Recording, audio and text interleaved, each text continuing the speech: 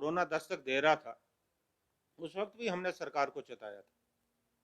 और बीच में एक समय आया कि थोड़ा सा कोरोना में ठहराव आया, अब तो बराबर लगातार केसेस बढ़ रहे। इन्होंने तो कोई सबक सीखा नहीं। जिस वक्त बीच में ठहराव आया था, उस वक्त जरूरत थी कि आप तैयारियां करते। आज कोई तैयारी नहीं है सरकार की। हमारे अस्पताल तैयार नहीं है, हमारे डॉक्टर्स तैयार नहीं है। और यहां तक मेरी जानकारी है कि जो वेंटिलेटर है, जो हिमाचल को वेंटिलेटर दिए गए थे, उन वेंटिलेटरों को भी वापस मंगवाया जा रहा है केंद्र सरकार द्वारा। ये मेरी जानकारी है, शायद अखबारों में भी रिपोर्टिंग हुई है इस बात की। क्योंकि जिन राज्यों में ज्यादा कोरोना फैल रहा है, वहां जो है वेंटिलेटर की जरूरत है, इसलिए वेंटिलेटर मंगवाए जा रहे हैं। मतलब जो हमें मिले वेंटिलेटर, इस बात की क्या गारंटी है कि कल को हमारे यहाँ जिस ढंग से केसेस बढ़ रहे हैं, हमें भी तो वेंटिलेटर की जरूरत पड़ेगी, और केंद्र सरकार वेंटिलेटर वापस मंगवा रही है। तो मुख्यमंत्री जी को दबाव में नहीं आना चाहिए। आज तो मदद की जरूरत है। केंद्र से हिमाचल को कोई मदद नहीं मिली, कोरोना के समय कोई मदद नहीं मिली। अगर मिली हो तो बताइए।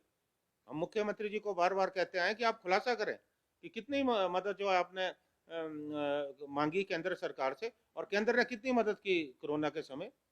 अभी भी चल रहा है कोरोना, कोई मदद नहीं हुई। जो हुई भी है उसको भी आप वापस मांग रहे हैं। तो ये बड़ा अजीब सी परिस्थितियां यहाँ बन गई है। और सरकार के पास जो है इस बीमारी से लड़ने के लिए कौन सा कार्यक्रम है, कौन सी रणनीति है, उसका खुलासा तो करें ताकि लोगों में विश्वास पैदा हो। अब तो नए नए स्ट्रेन आ रहे हैं।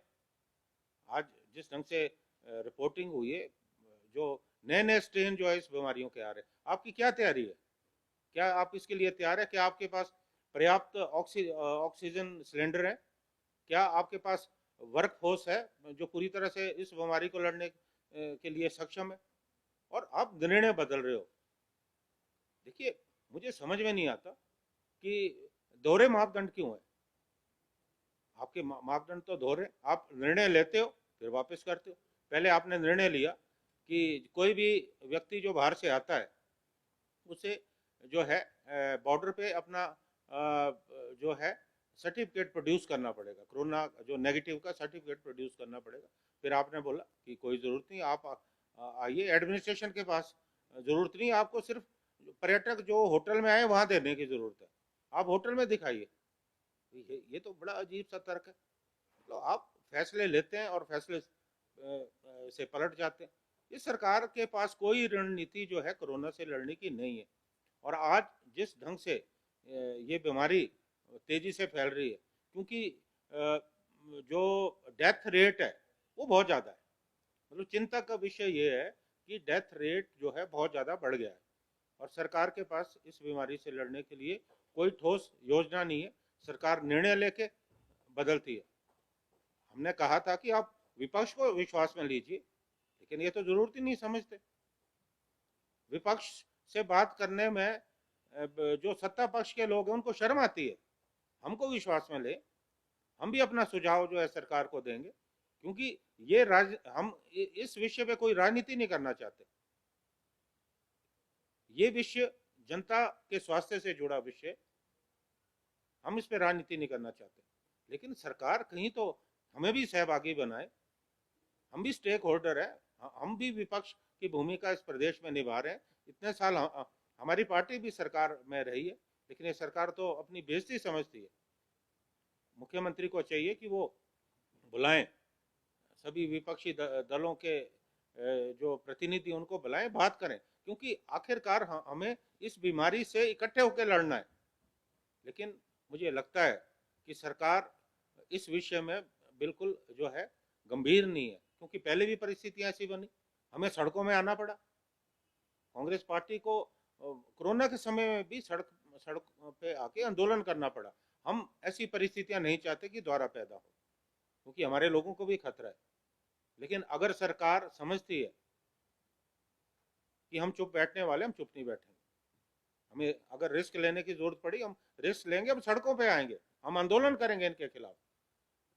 अगर कल को हमें आंदोलन पे मजबूर होना पड़ा, उसकी जो पूरी की पूरी जिम्मेवारी है वो जो है प्रदेश सरकार की होने वाली है। का हमने गठन किया, जबकि मंडी में भारतीय जनता पार्टी ने नगर निगम बनाई और धर्मशाला में किसी भी पार्टी को बहुमत नहीं था। जोड़ तोड़ से वहाँ नगर निगम जो है बनाई गई। और सोलन में भी भारतीय जनता पार्टी ने जिस व्यक्ति को भाजपा से जो है निकाल दिया था, वो स्वतंत्र रूप से जो है चुनाव जीते। अंतिम समय पे जो है उन्हीं को उम्मीदवार बनाया गया। अब मैं ये भारतीय जनता पार्टी का जो मानसिक दिवालियापन है, इससे ज़्यादा सूचक कुछ और हो नहीं सकता। वो कहते हैं ना, वो थूक के चाटने वाली बात, वो इन्होंने जो है सोलन में किया। जिस व्यक्ति को संगठन से निकाला हो, उसी को अंतिम समय पे जो है इन्होंने नगर निगम पे में मेयर का प्रत्याशी बनाया। आज भारतीय जनता पार्टी की जो निराशा और हताशा है वो सामने नजर आ रही है। जिस ढंग से मुख्यमंत्री जी की जो भाषा शैली है, उस पर मुझे हैरान है, क्योंकि मुख्यमंत्री जो है अपनी सजनता के लिए जाने जाते हैं, लेकिन जिस भाषा शैली का उन्होंने प्रयोग विपक्ष के लोगों के लिए किया है, मुझे लगता है वो ठीक नहीं है। खासकर हिमाचल जैसा प्रदेश जहाँ लोग शांति प्रिय हैं, और इस तरह की भाषा उपयोग करना ठीक नहीं है। मुख्यमंत्री जी कह रहे हैं कि कांग्रेस के लोग जो हैं वो भ्रष्टाचार में लिप्त है, और मेरी उनके पास जो है फाइल है।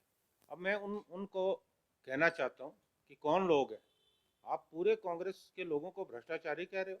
आप पहले अपने दामन में झांक के देखो ना, कितने लोग हैं आपके प्रदेश अध्यक्ष को तो इस्तीफा देना पड़ा भ्रष्टाचार के चलते। भूमि घोटाले सामने आ रहे, इतने ज्यादा भ्रष्टाचारी लोग तो आपके दाएं बाएं घूम रहे हैं, और पूरी पार्टी पे इस तरह का आक्षेप करना गलत है। अगर आप कहते हैं भ्रष्टाचार, बताइए, आप बताइए कौन से नाम है, किसकी फाइलें हैं आपके पास। देखिए, गिदड़ भपकी से काम चलने वाला नहीं है। कांग्रेस पार्टी किसी भ्रष्टाचारी के साथ नहीं है, लेकिन आप इस तरह की बातें अगर पूरी पार्टी पे करोगे और कांग्रेस पार्टी के नेताओं को कटघरे पे खड़े करने की कोशिश करोगे, ये बर्दाश्त नहीं होगा। ये दूसरी बात मैं कहना चाहता हूँ, हिमाचल प्रदेश में लगातार जो है घोटाले होते रहे। इतने घोटाले हो गए इन 3 वर्षों में, जब से भारतीय जनता पार्टी की सरकार यहाँ बनी है। कोई फेक डिग्री घोटाला, जाली डिग्री घोटाला, और बद्दी और वहाँ नकली दवाइयों का घोटाला, और अभी एक भूमि घोटाला, सैनिटाइजर घोटाला। अरे घोटालों पे घोटाले, ये सरकार तो घोटालों की सरकार है। और अभी